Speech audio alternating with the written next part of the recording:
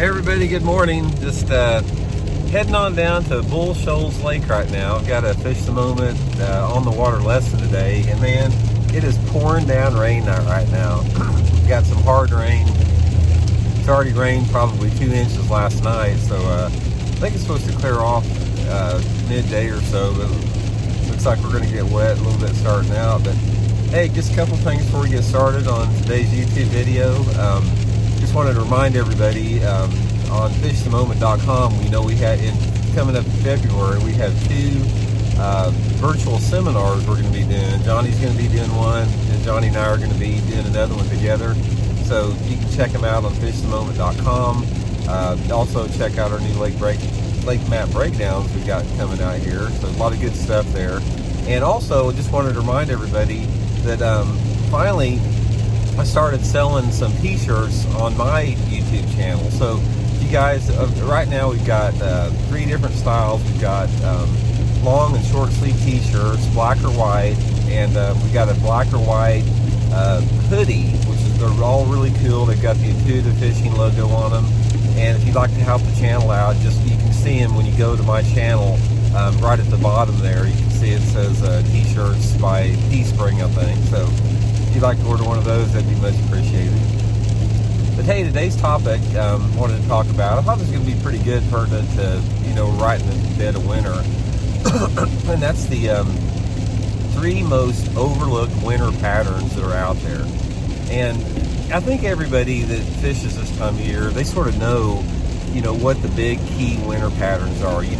Everybody knows that basket on main and secondary points in the wintertime. Everybody knows that they get back in those ditches and suspend, on a lot of different lakes. And, if you're fishing grass lakes, everybody knows that just fishing the deeper grass flats work really good. So there's a lot of different well-known winter patterns that people can fish.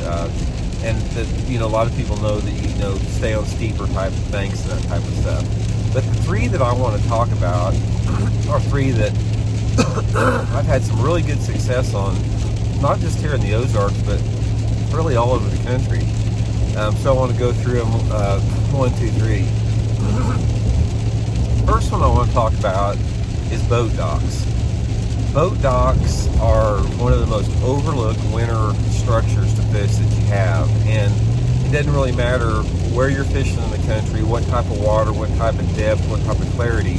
There's going to be a lot of fish using boat docks. But the technique I want to talk about today specifically are the docks that have more than 10 foot of water on the outside part of the docks. And this is pretty common around the country. A lot of areas will have, deeper docks. And one of the top wintertime techniques that you can have around docks is throwing a jerkbait around these docks. But it's not just throwing them randomly around the docks. What you want to do is these fish in the wintertime on those deeper docks, they suspend a lot of times, the deeper the better, on the front of the docks. So one of the best winter patterns that I've had, especially when that water temperature starts to get like in the mid 40s or so, is to position your boat where you can cast parallel to the outside of the dock. So what you want to do is you want to come up on one side of the dock, based upon, wind direction, that type of stuff.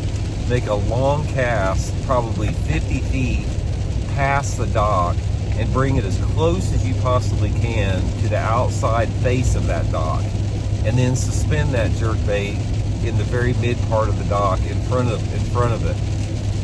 A lot of times these docks, they have brush out in front of them. The bass will suspend underneath them all year long.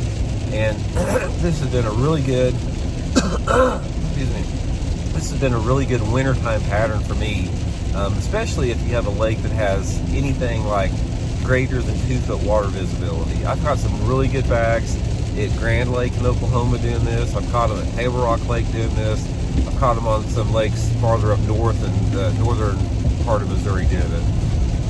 One of my top techniques.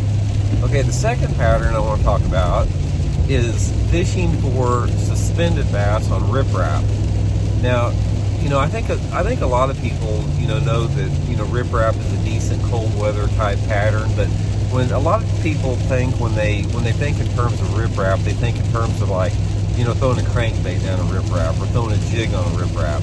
But in the winter months, fishing riprap banks for suspended bass is one of the best ways to catch really big ones.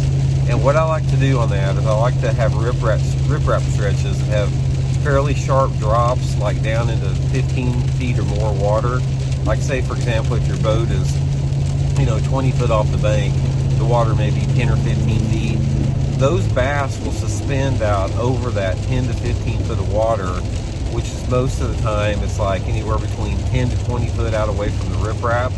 They'll suspend out there, anywhere between 5 to 10 feet down, and especially around the riprap ends, like where if there's riprap that leads to a bridge, those bass will suspend around those riprap points and the bridge pilings themselves sometimes too, but not necessarily. I've caught some really good bags of bass just going straight down a long riprap section, throwing my baits, probably 20 foot off the bank, parallel to the riprap for those suspended fish.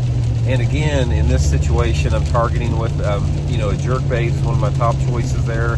Alabama rig's a good choice, or even maybe like a big swim bait, one of the three there. Depending upon your water clarity, mix that up a little bit there. So, suspended bass on winter, suspended bass on riprap, second deal. The third one is fishing shallow, stained water in the wintertime. A lot of people, one of the big myths in fishing is you hear all the time about, man, you need to look for the clearest water in the coldest water temperatures, and there's a lot of truth to that. That's overall, that's probably a pretty true statement. But also, in most of the lakes around the country, they're fed by river systems. And in those river systems, you have almost any man-made reservoir out there. You've got some off-colored water in those river sections of the lake. One of the top things that you can do in the wintertime, when the water's like in the mid-40s, is go up in those river reaches and get on the steep banks in that off-colored water. My favorite water clarity for this is like anywhere between 1 to 2 foot visibility. Preferably like a foot and a half is ideal. But I get on the steep channel banks, whether it be on the main part of the river or whether it be in the coves or creeks or however the lake is set up on the upper end of the lake. And I'll get tied in on the bank there and make short casts to those steeper rocky areas with like a flat side crankbait. Flat side crankbait is the #1 bait for fishing in the wintertime in dirty water. So what I'm looking for, my ideal scenario is to run up the river. I get into like some type of a feeder creek or large cove, something that's got some fairly steep rocky banks in it, and the rock can be any size. It can be bluff rock, it can be chunk rock, it can be a mix of gravel, whatever like that. But basically getting in tight on those banks, making short casts, real accurate casts right on the bank. And that's the whole key on this, is you want your bait to land right on the bank, because a lot of times, even in that cold water, those big fish will be setting like in less than 3 foot of water. And that flat side crankbait in that dirty water is just one of the best ways to catch them, when it's cold in the wintertime. So anyway, there you have it, guys. 3 most overlooked winter patterns, in my opinion: fishing boat docks for suspended bass, fishing riprap for suspended bass, and fishing shallow, dirty water. I mean, give those a try on the lakes that you have. Try your traditional stuff too. That's going to work. But don't overlook, some of these other things that are going on, because, bass, they're not as sensitive as what a lot of people think. I mean, they move around a lot in cold water. I mean, I don't know if you guys have seen, there's one video out there on the internet that there's some lake up north. I can't remember which lake it was, but there's some shallow ice on the lake. Like, the ice is just, the water's frozen, but it's not very much. There's some dude out there that was throwing a frog over the ice, and bass were coming up and breaking the ice to get this frog. So there's a lot of myths around bass fishing when it comes to cold water. And, those 3 overlooked patterns is something that's going to add up to some more winter fish for you. But anyway, getting down here to Bull Shoals, we'll let you know how it goes, and hope you guys have a good week. Talk to you later.